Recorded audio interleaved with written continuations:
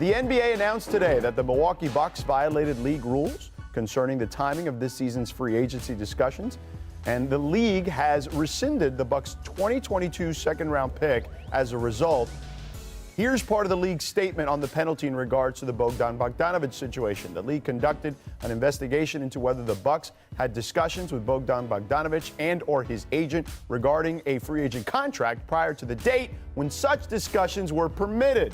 The investigation concluded that early discussions did in fact occur, constituting conduct detrimental to the NBA. The penalty took into account the Bucks' cooperation with the investigation, the absence of evidence of any impermissible early agreement on terms of a contract between the Bucks and Bogdanovic, and the fact that the team ultimately did not sign Bogdanovic. So, Coach, is this a fair punishment from the league?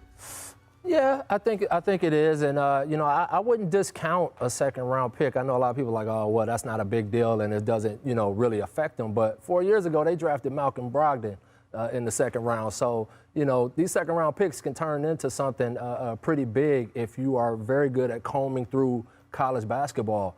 Overall, though, it shows that they were serious about keeping Giannis because they were willing to get a little bit ahead of themselves to go talk to him. And, you can see the results now. Giannis is staying home, and, I'm happy for him. But you can see Milwaukee was serious about getting out ahead of this thing and trying to keep him there.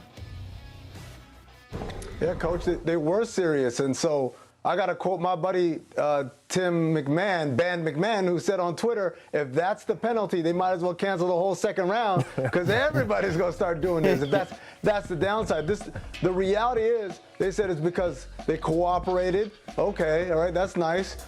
Because they didn't end up with the player. I don't know how that's supposed to be better. I think, the attempt was clearly there to tamper. And so the big thing here is that regardless of what kind of pick it was, and by the way, second-round pick from Milwaukee, we're talking 56, 57, 58, 59, or 60th in the draft. So it may not really make a difference.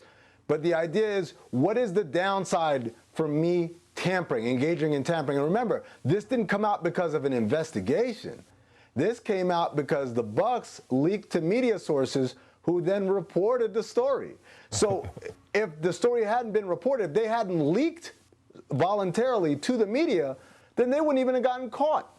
So to me, I was a little surprised that the league let them off that easily for something that was almost a foolproof plan. Fizz, to your point, though, those second-round picks are valuable. And, yeah, I mean, they could be 59 or 60, but Isaiah Thomas was once, I believe, the 60th pick in the draft. Right. Talen Horton-Tucker, who everyone's talking about right now with the Lakers, was the 46th pick in the draft. So, right, those second-round picks are valuable. We saw a kid in Miami, KZ Okpala, as a second-round pick. Like, these second-round picks, with the teams that know how to develop talent, can be really fruitful. Absolutely, and so that's why I say I get where it's coming from the standpoint of there should maybe be more. But let's be honest, a lot of this stuff is happening behind the scenes. They leaked it, and it was almost like they wanted people to know that, and wanted Giannis to know, man, look, this is how far we was going to get to. You know what I mean? Because why else would that information leak out of the building? So, I understand where he's coming from with that, but I do know that there is great, great value in second-round picks if you really understand how to comb through it. They did want to show Giannis all the love, and he got the love, certainly. He got that big deal.